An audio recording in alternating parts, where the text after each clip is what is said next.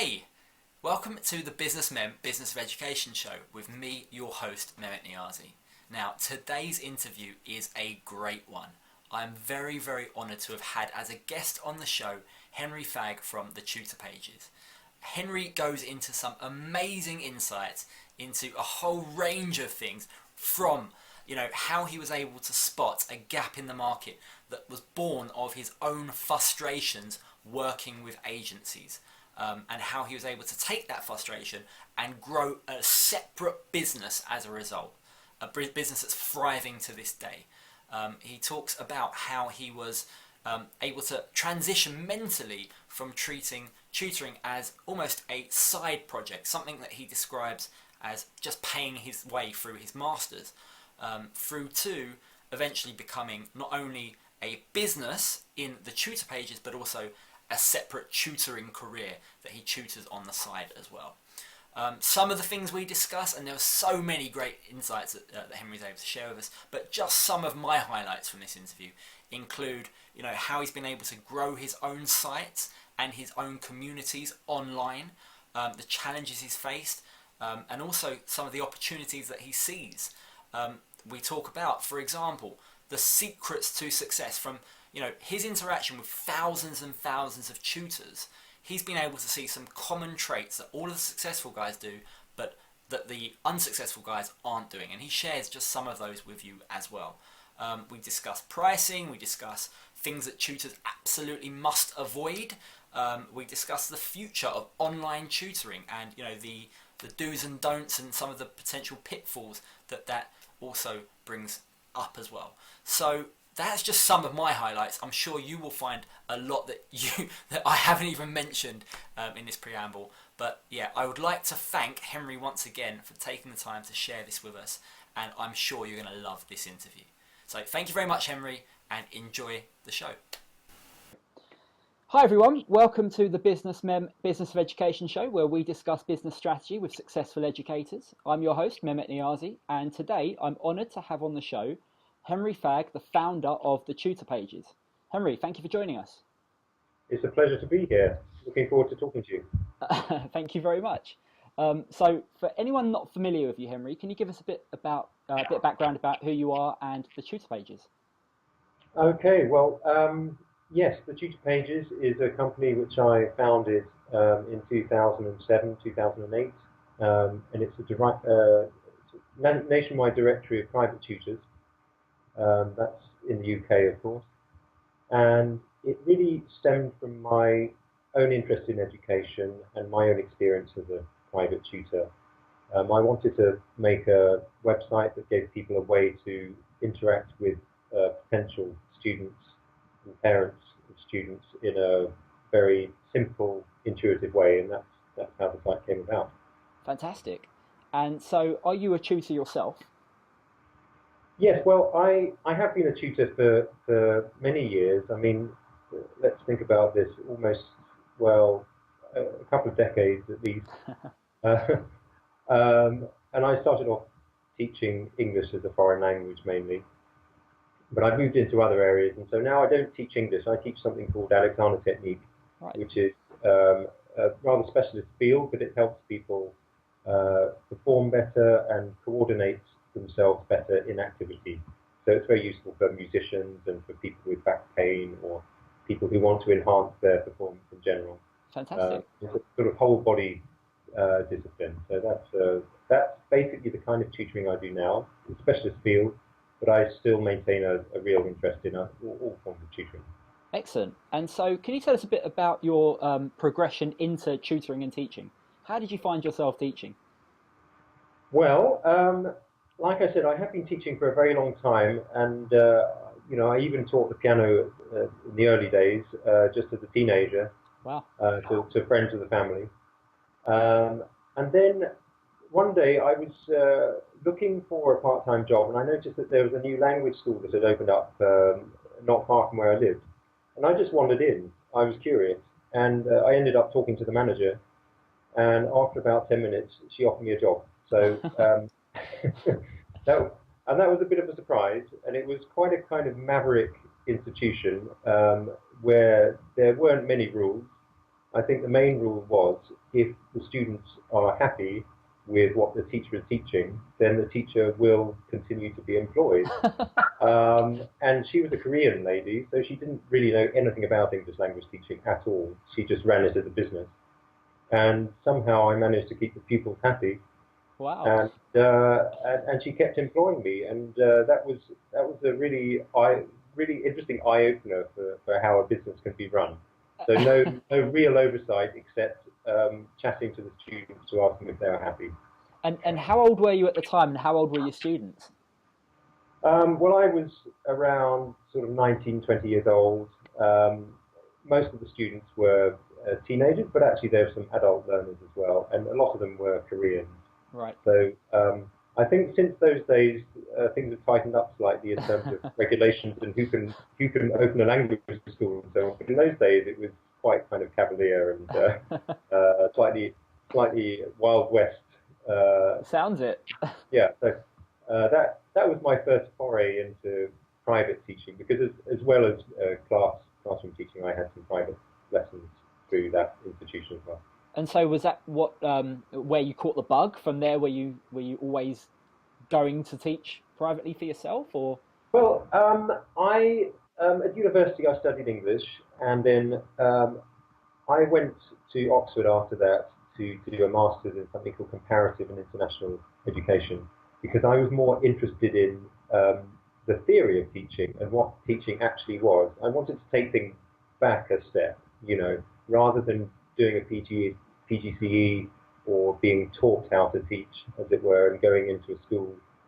I wanted to understand what education was at the most fundamental level. So I took a rather theoretical path and was in academia for some time. Right. And then, but during that academic journey of mine, I was always teaching on the side as a part-time job. Right. So you always saw it as a way of earning some money on the side. It was always kind of a good way to top up your funds, so to speak. Yeah, I mean that was my way in, and then I went to Japan actually for a year, just to try things out there, and that was again a rather mercenary trip, because I was there to earn some money to pay for my masters. Right. But I found that I really enjoyed teaching out in Japan, and then after the masters course ended, I spent several more years in Japan. So I had a very interesting experience out there. Fantastic. What was it that was different about Japanese students or Japanese teaching compared to what you had experienced previously in the UK? Well, again, in Japan, there is a certain freedom. The Japanese are very used to a very academic, very um, rigorous and kind of textbook-led sort of English education, and so the last thing they want you to do is to whip out a textbook when you're teaching them English one to one. Right. They want you to throw that away and just have a conversation, and that was quite novel, because if you come from an academic background, you think you might have to teach them certain rules of grammar and vocabulary lists or whatever it happens to be. But my experience in Japan was that they just wanted to speak English with somebody. Right. And of course, I would have my own ways of introducing ideas that I thought were important and relevant. But that, again, was an eye-opener, probably into just the variety of lessons that can take place. And some people simply want a conversation in English, especially in Japan. So you went out to Japan. You were in a foreign nation. Do you speak Japanese yourself, or? I do. It's a little bit rusty, but I do. Yeah. Okay. So how did you go about winning your first student out in Japan?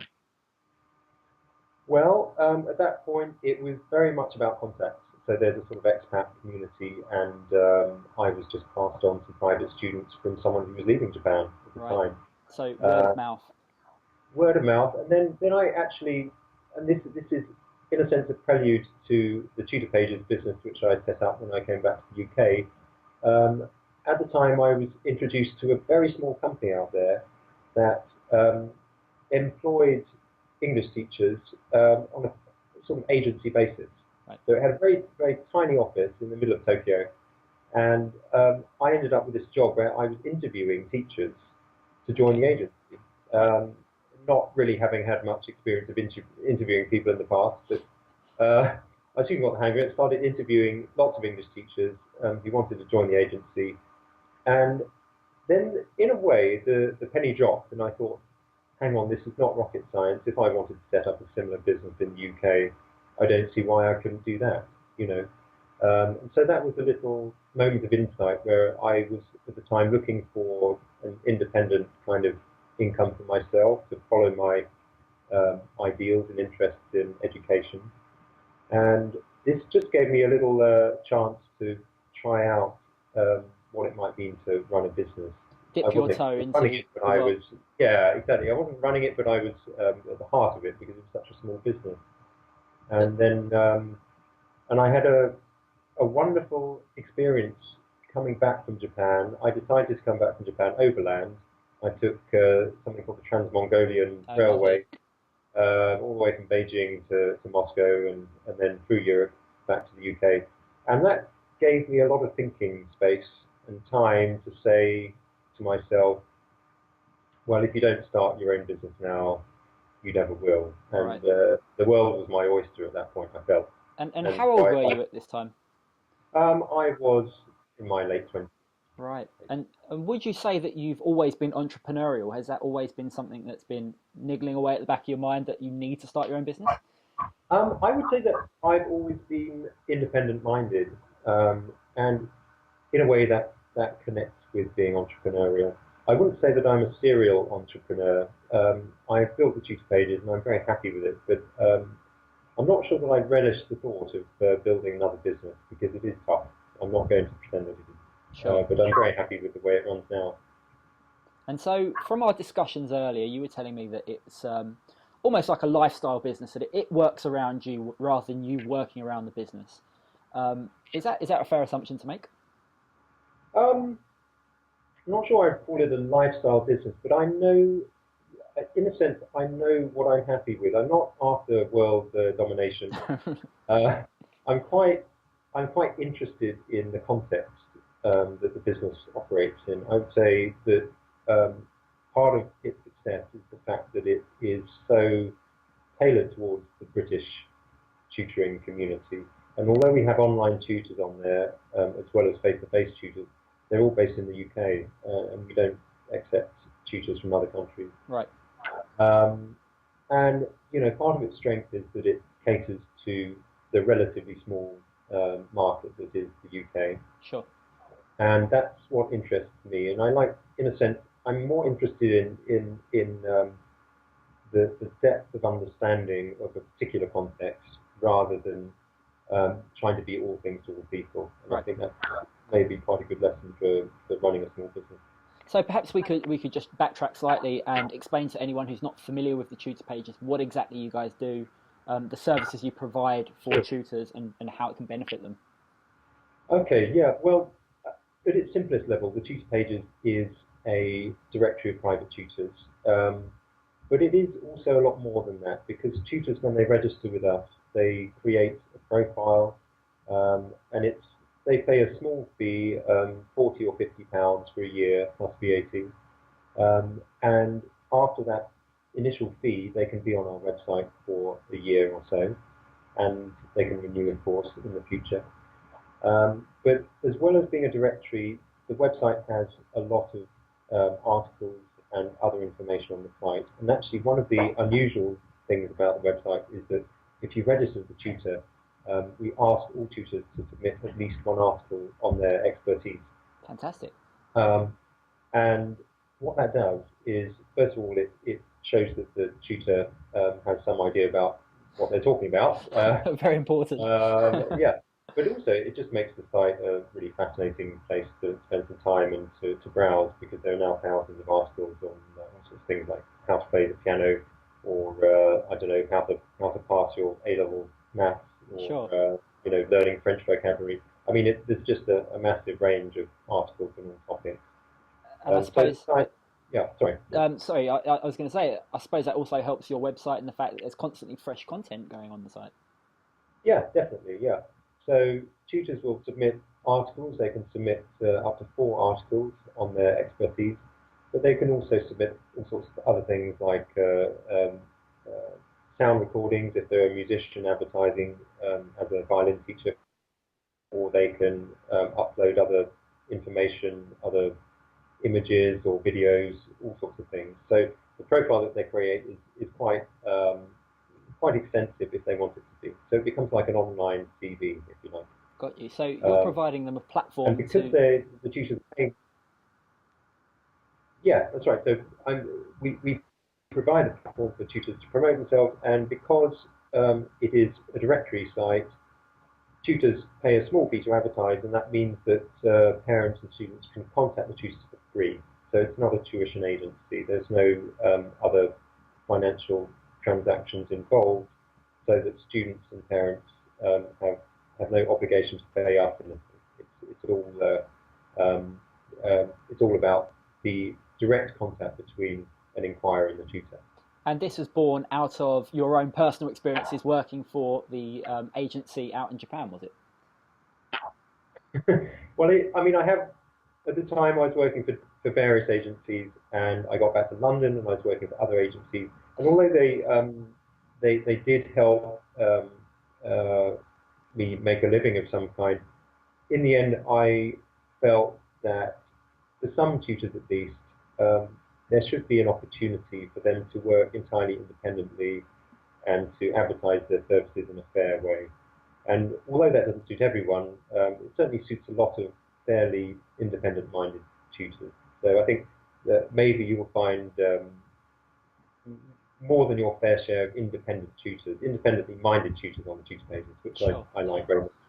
Yeah. And from a business standpoint, it sounds to me like you had a personal gripe, or you had an experience that you weren't necessarily happy with. You spotted an opportunity, and you set about creating a business to fulfil that need, based on the fact that many other tutors would also have the same problem. Yeah, I think so. I think that's a fair assessment. I wouldn't say that it was necessarily very easy at the start, because if you think about it, with an agency model where you are monetizing the interaction between a student and a tutor, you are at least making a fair amount of money from the get-go, because you can take a commission on all the lessons that are taught by tutors. But with this model, we weren't charging tutors very much to begin with when they signed up. And so it took rather a long time for it to actually reach a critical mass, and for the business to even be viable. And I suppose you would have faced the chicken and the egg scenario, whereby how do you attract enough tutors and how do you get enough viewers and potential tutees on board as well? Precisely, yeah. And you have to remember that the website was set up in the early days, really, still, 2008 and 9. If anyone knows about Google AdWords advertising, at that point, we could purchase Google AdWords adverts for sometimes 4 or 5 pence. Wow. Depending on the subject, 4 or 5 pence a click, and that is simply not possible these days. So we were, I think, lucky at that point in terms of the kind of marketing that we could do on a shoestring basis. Sure, but I'd argue that it's not necessarily luck. You saw the opportunity there, you capitalised on it. I'm sure there are many other websites that have since come and gone that didn't spot the opportunity and didn't do anything about it. Yeah, that's fair to say. And I think as a small business, you can be very agile and you can respond. If something's not working, you can change things really very quickly. And that's what we found ourselves doing. We changed the format, we changed the look of the site, we added things that tutors wanted, and we were very responsive to changes, especially in the early days. Right. And I think unless you are that agile and that responsive early on, then you're going to struggle to make it work, because you need to have constant feedback and constant change in those early days.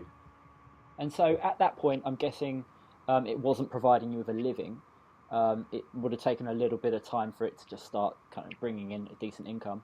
How long did that take? Give us a kind of an estimate of. That's a good question. It probably took a couple of years, Right. if I'm absolutely honest. I mean, it was run on a shoestring to begin with, and then obviously when the site becomes more popular, then you can be a bit more ambitious with what you do. But in the early days, yes, it was a kind of labour of love. And Yeah. and so, kind of, can you give us some tips or tricks as to maybe not necessarily tricks, but how did you go about building that audience? You mentioned AdWords. Was it entirely pay-per-click strategy that you guys used, or were there any other platforms you advertised on? That's a good question. Of course, after a while, you begin to get organic traffic on the site, so it's not just through adverts; it's through appearing reasonably high up in Google search results. I think what I realized very early on was that it's important to build relationships with people, Right. with other sort of industry leaders or with people who have similar interests or a similar agenda to you. And the best thing you can do very often is just pick up the phone and have a chat with Really. someone. I mean, I'm a musician, so I had some good contacts in the music world, and very early on, I established a good connection with the Royal College of Music, for Right. example, London, and they started sending their undergraduates our way because it seemed like a good place for them to register to teach whatever instrument they specialised in. And that came about through, just good old networking and conversation. And, I think sometimes people hide behind an email or they hide behind a sort of corporate front, if you like. But Sure. it, it's far better just to pick up the phone and build those contacts. You can't beat face-to-face human interaction, I guess. That's right, yeah. So maybe that's a take-home point, and that has really worked for us. That's for sure. Fascinating. And so, in terms of well, your experience, you must have worked with or encountered thousands of tutors on your website. Would you say there's anything that differentiates the most successful tutors from others? Perhaps people who come on the site and don't get anywhere. Right. Well, that's a in a way quite a big question because I think that there is a real diversity of tutors out there who have different strategies. Um, I would say, firstly, there are some tutors who really go for the specialism. Maybe they only tutor A-level biology, or maybe they only tutor, for example, things like AutoCAD. Right. Yeah, I mean, some people have extreme specialities, and sometimes that can really pay dividends because once someone finds you, they think, "Wow, this is the person for me," because this is all they do. They know everything there is to know about, I don't know, GCSE French. And so sometimes being an ultra specialist works very well. And we have seen on the site that those who try to be a kind of jack of all trades, it doesn't really work. People don't trust you. If you list 30 different subjects on your profile, people start to get a little bit suspicious. Right. How can you teach, I don't know, university level biological sciences and English literature? Yeah. I mean, there are some special individuals who can specialise in more than one thing, of course, Sure. and maybe that's a second category. You get some polymaths who have. I mean, I remember in particular there was one tutor who did very well with us, who's a concert pianist, but he was also a mathematician. Right. But he had the credentials to back Sure. that up. He wasn't just messing around. He'd studied at a conservatoire, studied the piano at a conservatoire, and he'd also studied university level maths. So he wasn't pretending that he could do these things. Right. He's a real expert. Right. And so obviously sometimes the polymaths work very well, and they get some fascinating inquiries. Sometimes they get asked to teach the piano and and mathematics to the same child. Right. Yep. So um, obviously, if you're going to specialize in something, you need to make pretty damn sure that you have the qualifications and the credentials to back yourself up. In terms of other attributes, I would say that if you can affiliate yourself to important organisations, I think you're onto a real winner. Right. I mean, there's the Tutors Association, of course, which has become more and more popular over the last few years. but there are um, um, all sorts of organisations which specialise in particular subjects, and you could become a member of such organisations, or you could become a member of a union, for example, a teaching union, and private tutors are certainly able to do that with certain teaching unions. And somehow, the more affiliations and organisations that you can attach yourself to, the better standing you seem to have, and people will trust you more because you are part of something larger. You're not just a lone wolf who has no connections to the wider world. And I think people really trust individuals who can make connections like that. I think That's some great advice there. And I'd also add that from my personal experience, by narrowing down your focus and niching down, it also allows you to increase your pricing as well. Yes, yeah, I would definitely say so. And sometimes that's a very organic process because tutors can get inundated, and one way to stop being inundated is to raise your prices a little bit. Sure. And then you can pick and choose your clients a little bit more.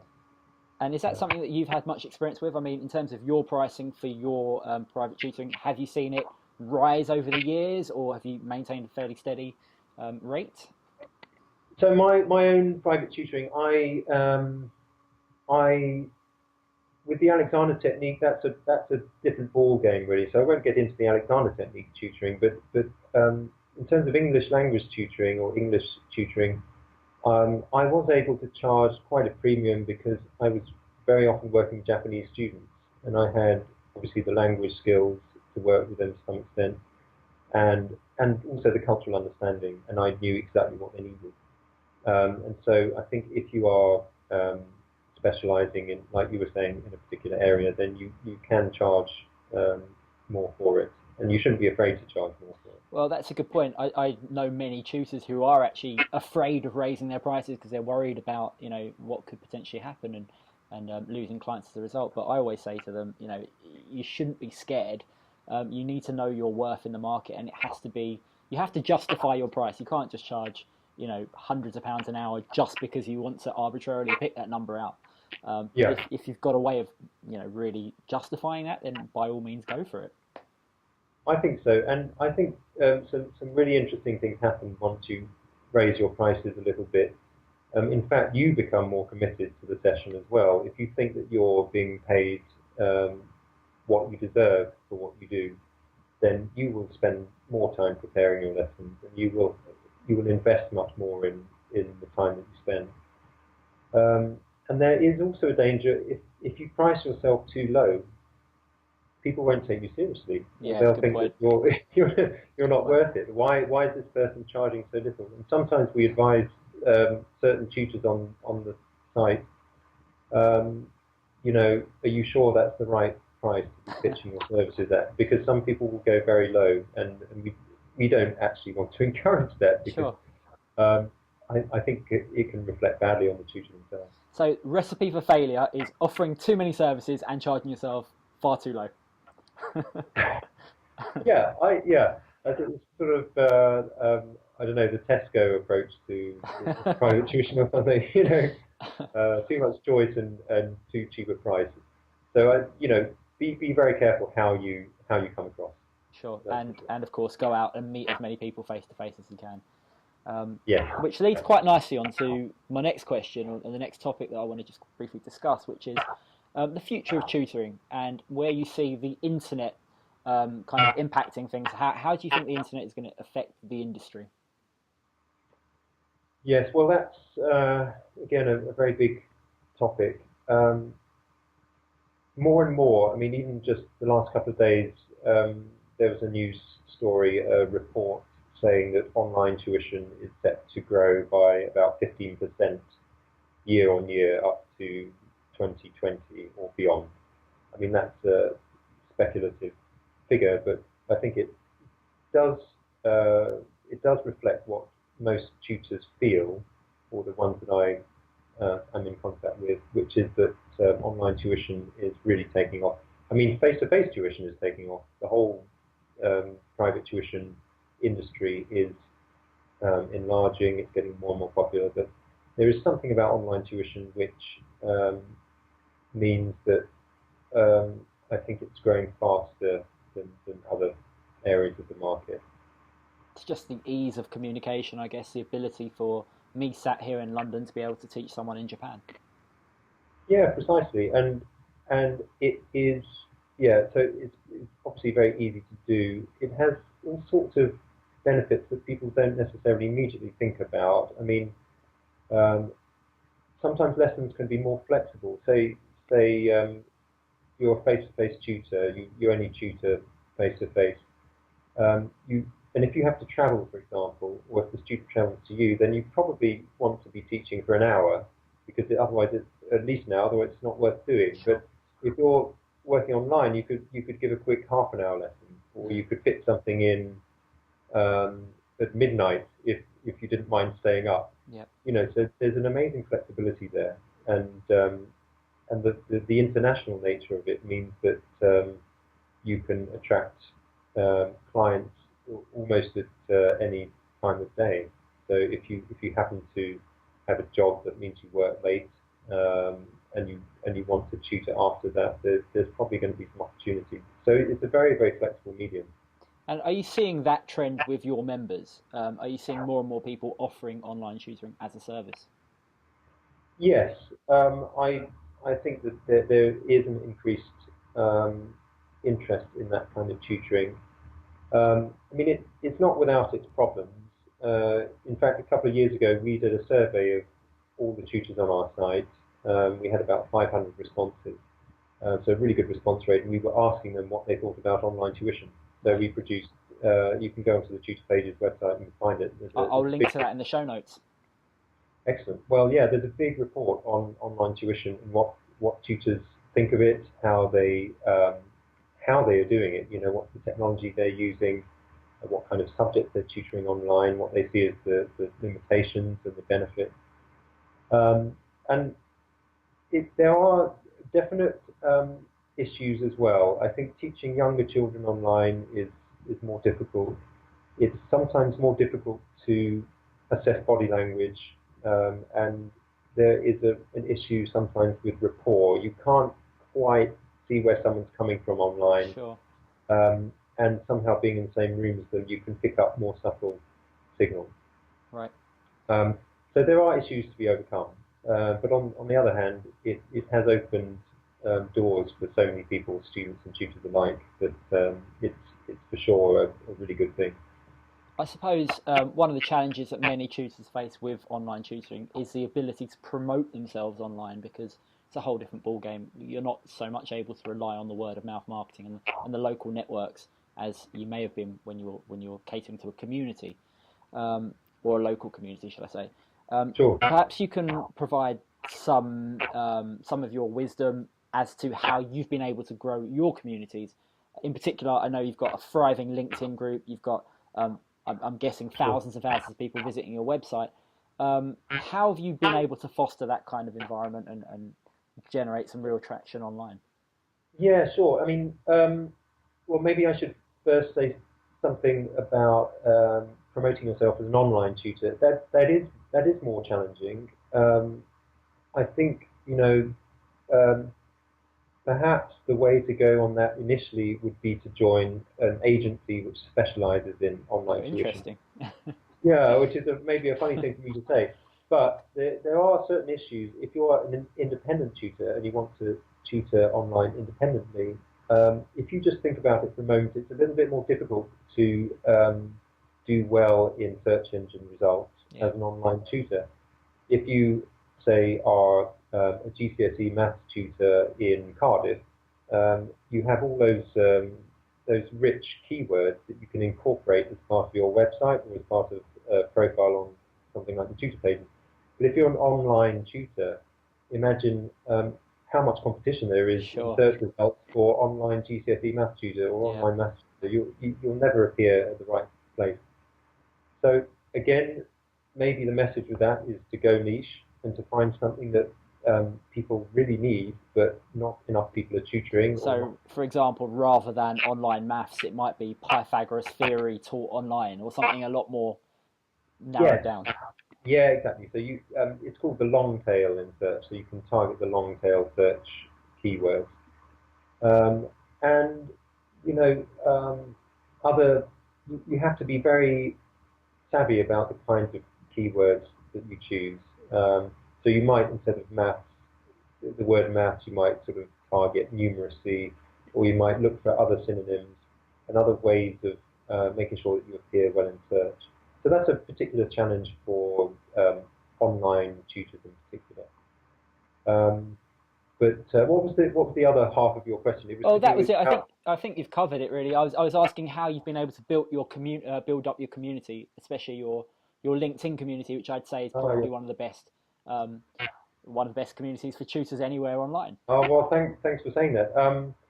The LinkedIn community, it was a bit like the tutor pages itself. It got off to a slow start, but it was an early start. So it's one of the earlier groups on LinkedIn.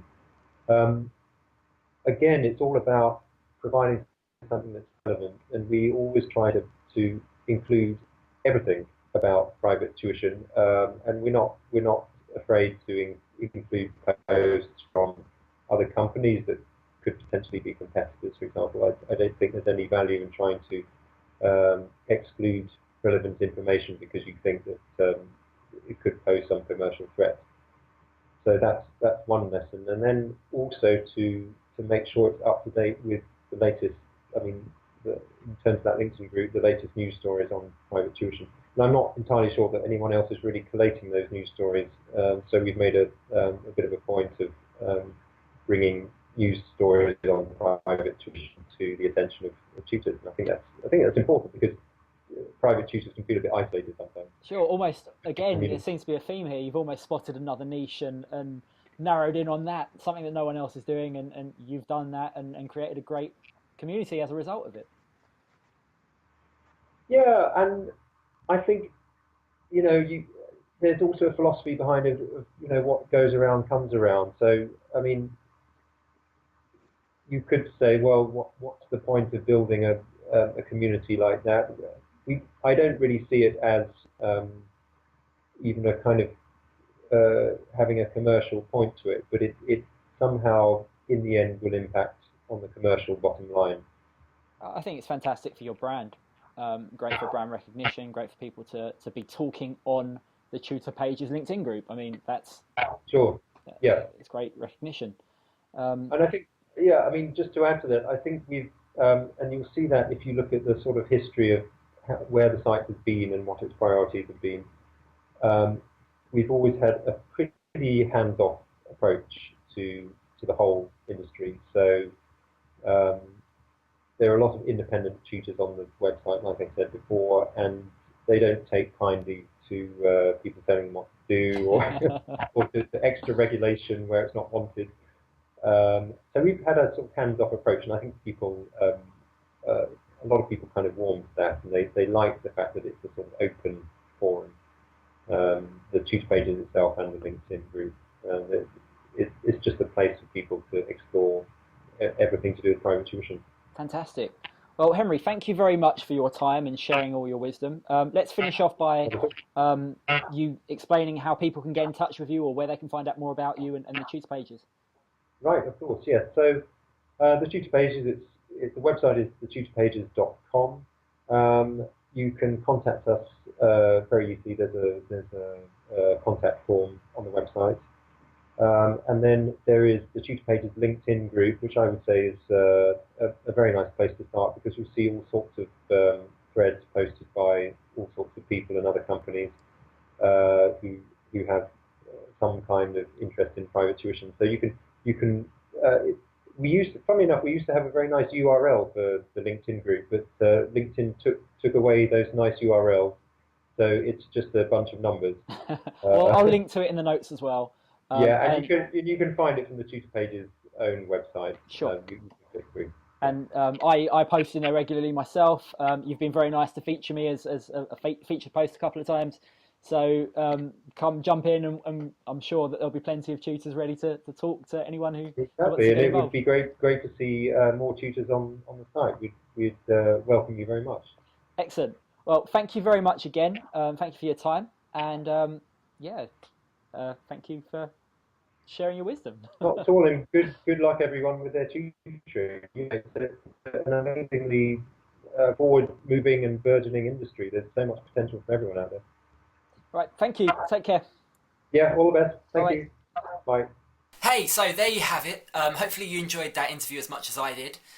If you enjoyed it, help me out by liking, commenting, subscribing, sharing with your friends. All of it really helps me, and it will help me to continue to produce these shows. So yeah, thank you very much. There's one other thing that I want to mention. Henry and I dived into a little bit about search engine optimization and what tutors can be doing to improve their search rankings. Well, I have a completely free course all about search engine optimization and how you can be optimizing your pages. So if that sounds of interest to you, go ahead, visit the link that I'll be posting under this video that will allow you to join the Members Hub and give you access to all of my free courses, not just the ones on SEO. I've got lots of free courses that are designed to help you and that I don't charge a penny for. So yeah, go ahead, sign up to that, and I think you'll see a lot of value on that too. Thank you for watching, really appreciate it, appreciate your time, and I hope to see you again on the next interview. Thank you, take care.